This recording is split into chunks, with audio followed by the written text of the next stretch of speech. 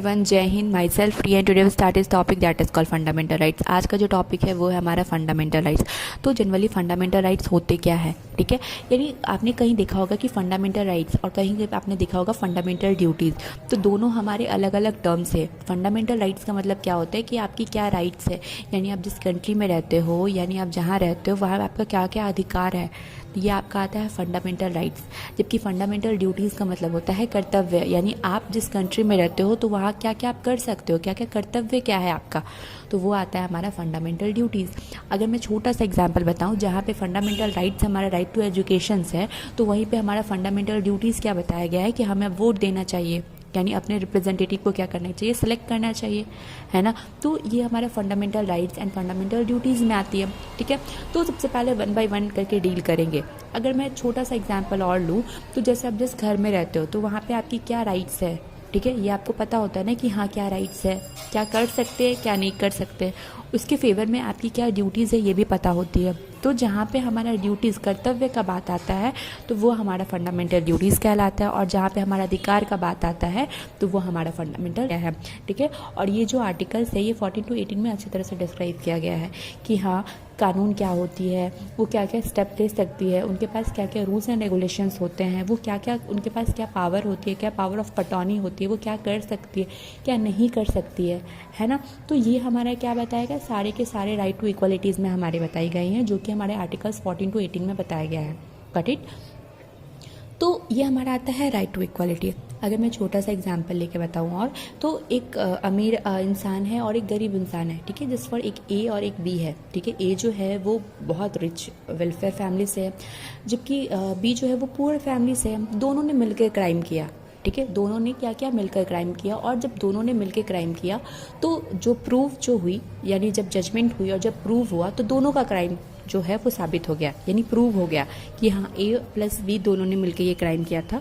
तो ऐसा नहीं होगा कि बी को पनिशमेंट दी जाएगी क्योंकि वो पुअर बैकग्राउंड से बिलोंग करता है, ठीक है, और ए को जो है उसको पनिशमेंट नहीं मिलेगी, नहीं, क्योंकि दोनों ने क्राइम किया है और दोनों की जो है वो पेश हो चुकी है। दोनों को ये बता दिया गया कि हाँ दोनों ने गलती किया, तो जो पनिशमेंट होगी वो दोनों को मिलेगी। क्यों? क्योंकि लॉ के नज़र में हमारा क्या होता है, राइट टू इक्वालिटी, यानी समान है, यानी फ्रीडम ऑफ रिलीजियस, यानी आप अपने रिलीजियस को लेके फ्रीडम हो, है ना। ये हमारा 25 से लेके 28 में बताया गया है। इसका 2 पॉइंट्स ऑफ व्यू होते हैं। फर्स्ट का इसका मीनिंग होता है कि आप अपने रिलीजियस को स्प्रीड कर सकते हो, है ना। जस्ट फॉर एग्जाम्पल, हमारे सोसाइटी में बहुत सारे लोग होते हैं, हिंदू होते हैं, बहुत सारे मुस्लिम होते हैं, सिख होते हैं, क्रिश्चियंस होते हैं। तो हम लोग किसी पे बैन नहीं लगा सकते कि हाँ आप ये फेस्टिवल सेलिब्रेट नहीं कर सकते हो। हिंदू जो है वो अपना फेस्टिवल जो है धूमधाम से सेलिब्रेट करते हैं, जो मुस्लिम है वो अपने फेस्टिवल को धूमधाम से सेलिब्रेट करते हैं, क्रिश्चियन अपने फेस्टिवल को सेलिब्रेट करते हैं, जबकि सिख जो होते हैं वो अपने फेस्टिवल को सेलिब्रेट करते हैं, है ना। तो हम लोग किसी के ऊपर बैन नहीं कर सकते कि हाँ ये हमारा कल्चर है, या फिर ये हमारी कंट्री है, या फिर यहाँ पे हमारा मोहल्ला है तो आप फेस्टिवल को सेलिब्रेट नहीं कर सकते, है ना। तो ये आता है right to freedom of religious, यानी अपने रिलीजियस के प्रति आप फ्रीडम हो, पहला चीज़। दूसरा क्या आता है कि हमारा right to freedom of religious का मतलब होता है कि बहुत सारे लोग जो होते हैं ना वो अपने रिलीजियस से सेटिस्फाई नहीं होते, ठीक है। यानी बहुत सारे ऐसे रीज़न के कारण, लॉ एंड रेगुलेशंस के कारण, या बहुत सारे ऐसे रूल्स एंड रेगुलेशंस के कारण वो सेटिस्फाई नहीं होते, है ना। तो if they are not satisfy they are religious, generally बहुत सारे लोग होते हैं सेटिस्फाई, 90% लोग जो होते हैं वो अपने रिलीजियस से सेटिस्फाई होते हैं, बट ऐसा देखा जाता है कि 10% लोग जो होते हैं वो अपने रिलीजियस से सेटिस्फाई नहीं होते। तो those person they are not satisfy the religious, अगर वो अपने रिलीजियस से सेटिस्फाई नहीं होते हैं तो दे कैन चेंज, ठीक है। वो अपने रिलीजियस को चेंज कर सकते हैं, ठीक है। ये हमारे सोसाइटी के पॉइंट ऑफ व्यू से, ये हमारे फैमिली के पॉइंट ऑफ व्यू से गलत होता है कि हाँ ये गलत है, बट लॉ हमारा ये गलत नहीं मानता है। अगर आप सेटिस्फाई नहीं हो तो आप चेंज कर सकते हो, लेकिन हाँ अगर आप सेटिस्फाई नहीं हो तो किसी के कहने पे आप अपने लॉ, अपने जो कस्टम है, अपने जो रिलीजियस है उसको चेंज नहीं कर सकते, ठीक है। तो ये आता है हमारा फ्रीडम ऑफ रिलीजियस, जो कि हमारे 25 से लेकर 28 में अच्छी तरह से डिस्क्राइब किया। नेक्स्ट आता है right to freedom. Right to freedom का मतलब क्या होता है, आज़ादी। आप सोचोगे कि हम लोग तो 15 अगस्त 1947 से ही आज़ाद हो गए थे, है ना।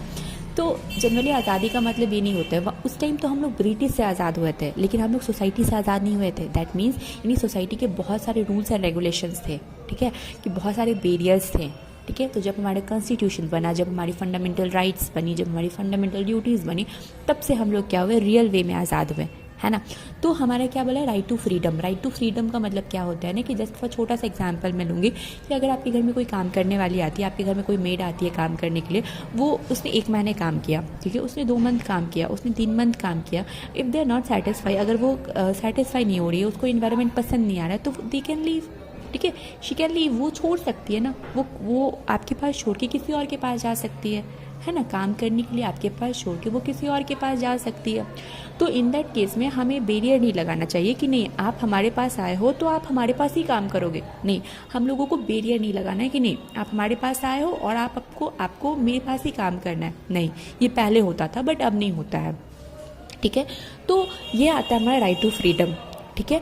अगर मैं एक और छोटा सा एग्जांपल लूँ तो अगर आप देखोगे कि आप बैंक में जॉब कर रहे हो, ठीक है, आप बैंक में जॉब कर रहे हो, आप रेलवे में जॉब कर रहे हो, ठीक है, आप जॉब कर रहे हो और आपने क्या किया, साइट से आपने AFCAT का एग्ज़ाम दिया, आपने साइट से CDS का एग्ज़ाम दिया या UPSC का एग्ज़ाम दिया और आप क्या हो गए, क्वालिफाई हो गए, है ना, आप क्वालिफाई हो गए और आपको वहाँ जाना है ना, तो आपको बैंक वाले, रेलवे वाले आपको रोकेंगे नहीं कि नहीं आप रुक जाओ, आप मेरे पास जॉब करो, आपको मेरे पास ही करना है, नहीं, क्योंकि आप राइट टू फ्रीडम हो यानी आप आज़ाद हो, तो आप क्या कर सकते हो, आप ज्वाइन कर सकते हो, ठीक है, या फिर आप ऐसे इन्वायरमेंट में काम करो जहाँ पे वो आपके लिए नहीं है तो आप उसको लीव भी कर सकते हो, ठीक है।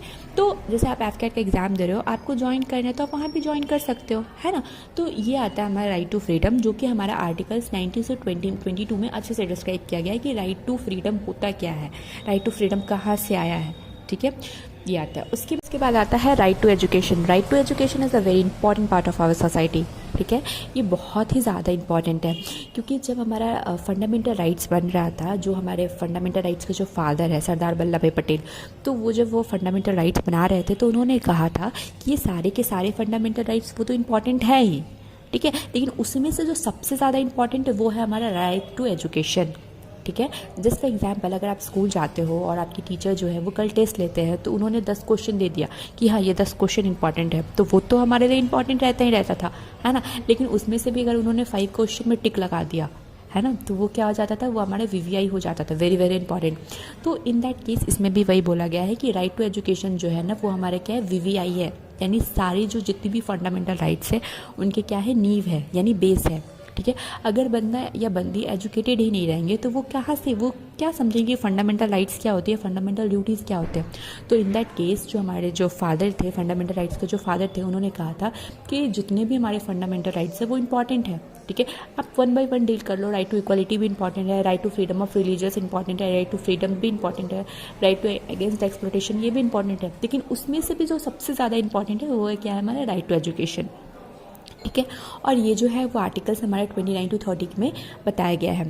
तो राइट टू एजुकेशन में क्या होता है ना, जो गवर्नमेंट भी चाहती है कि हमारी जो कंट्री के जो बच्चे हैं वो क्या करें, वो क्या कहते हैं ना, बहुत ज़्यादा अट्रैक्टिव करती है, ठीक है, वो क्या करते हैं, उनको पता रहता है कि बहुत सारे बच्चे जो है सोसाइटी में बहुत सारे लोग बिलोंग करते हैं, बहुत सारे अलग अलग कैटेगरी से बिलोंग करते हैं। कुछ लोग बहुत ज़्यादा रिच होते हैं, है ना, वो अपने बच्चों को बहुत ज़्यादा हाई फाई स्कूल में पढ़ाते हैं, तो बहुत सारे लोग जो होते हैं वो एफर्ट नहीं कर पाते कि हाँ उस स्कूल में डाल सके, इसलिए गवर्नमेंट क्या करती है ना, लोकल स्कूल खोल देती है, जस्ट लाइक आपकी आंगनबाड़ी, फिर आपका गवर्नमेंट स्कूल जो होता है वो सब ओपन कर देते हैं कि हाँ, ताकि बच्चे क्या कर सके, इसमें जा सके और बेसिक एजुकेशन, हायर एजुकेशन क्या कर सके, अर्न कर सके, ठीक है। तो इसमें क्या होता है ना कि उसमें भी बहुत सारे बच्चे जो होते हैं वो नहीं जाते, पेरेंट्स जो होते हैं वो नहीं भेजते हैं कि नहीं क्या करेगा जाके, वो नहीं भेजते हैं, है ना। तो इसमें भी गवर्नमेंट क्या करती है ना कि उनको अट्रैक्टिव करने के लिए यानी बहुत सारे रूल्स एंड रेगुलेशन बनाती है कि हाँ जो बच्चे 10th पास करेंगे उनको इतने पैसे दिए जाएंगे, है ना। स्कूल में जो है, लोकल स्कूल में या आंगनबाड़ी के स्कूल जो होती है जिसको हम लोग गवर्नमेंट स्कूल बोलते हैं, उसमें क्या कहते हैं, खाने की फैसिलिटी प्रोवाइड की जाती है, इससे भी बच्चे आए ताकि वो एजुकेशन क्या ले रिसीव करें, ठीक है। तो इस मामले में जो गवर्नमेंट क्या होती है ना वो एजुकेशन प्रोवाइड करवाती है, और गवर्नमेंट हमेशा चाहती है कि हमारे कंट्री की जो एजुकेशन रेट है वो क्या हो, वो इंक्रीज़ हो, क्योंकि उनको पता रहता है कि अगर हमारी कंट्री की जो एजुकेशन रेट इंक्रीज़ होगी तो ही हमारी कंट्री की जो सैलरी रेट यानी जॉब की जो रेट है वो इंक्रीज़ होगी, है ना। तो इसीलिए जो गवर्नमेंट जो है वो क्या करती है, एजुकेशन प्रोवाइड करने के लिए यानी एजुकेशन को स्प्रीड करने के लिए वो अलग अलग पॉलिसी निकालती है, ठीक है। तो ये आता है हमारा राइट टू एजुकेशन। हाँ, एक बात और, एक हमारे बहुत बड़े जो राइटर्स थे उन्होंने बताया था, मैंने बुक में देखा था, उन्होंने लिखा था कि विदाउट एजुकेशन, ठीक है, बहुत अच्छी लाइन है, without education the human likes bird without wings, है ना। यानी विदाउट एजुकेशंस, यानी बिना एजुकेशन के जो बच्चे जो है वो जो ह्यूमन बींग्स जो है वो बर्ड्स के जैसे होंगे जो कि उड़ नहीं सकता, है ना। तो एक लाइन याद आ गई कि without education the human likes bird, human जो है उस तरह के बर्ड्स हो जाएगा जिसके पास विंग नहीं होगा, यानी वो चुपचाप एक ही जगह पे बैठा रहेगा, उसे पता ही नहीं होगा कि हाँ क्या होता क्या है ना, क्या सही है क्या गलत है, उसके साथ कुछ भी करवा लो वो कर देगा। तो इसीलिए education play very important roles, in fact very vital roles in right against exploitation. Exploitation का मतलब क्या होता है, संशोधन। इसका मतलब क्या होता है ना कि जैसे जनरली आप लोग देखते होंगे कि बहुत सारे घर में, है ना, बहुत सारे घर में बहुत छोटे छोटे बच्चे जो है वो काम करते हैं, ठीक है। 5 ईयर तो नहीं, 7 ईयर 8 ईयर के बच्चे जो है वो क्या कर रहे हैं, काम कर रहे हैं। या बहुत सारे फैक्ट्रीज़ में देखते होंगे या बहुत सारी इंडस्ट्रीज़ में देखते होंगे कि उनसे वो क्या करवाया जा रहा है, काम करवाया जा रहा है। तो इसके अगेंस्ट आपको क्या करना है, कंप्लेंट फाइंड करनी है कि हाँ यहाँ पे जो है वो छोटे बच्चे काम करवाया जा रहा है ना। यानी उनकी एज क्या है, पढ़ाई की एज है, और लोग क्या करते हैं, उनको क्या करते हैं, लाके काम करवाते हैं, और उन्हें पता नहीं होता कि क्या सही है क्या गलत है, क्या वेजेस लेना चाहिए।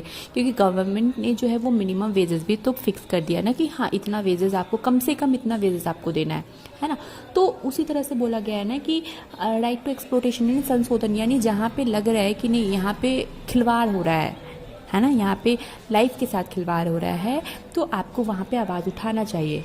तो ये आता है राइट टू एक्सप्लोटेशन। फिर उसके बाद बहुत सारे आते हैं, जैसे ये आता है राइट टू एक्सप्लोटेशन, ये जो आर्टिकल्स 23 से 24 में आती है, ठीक है।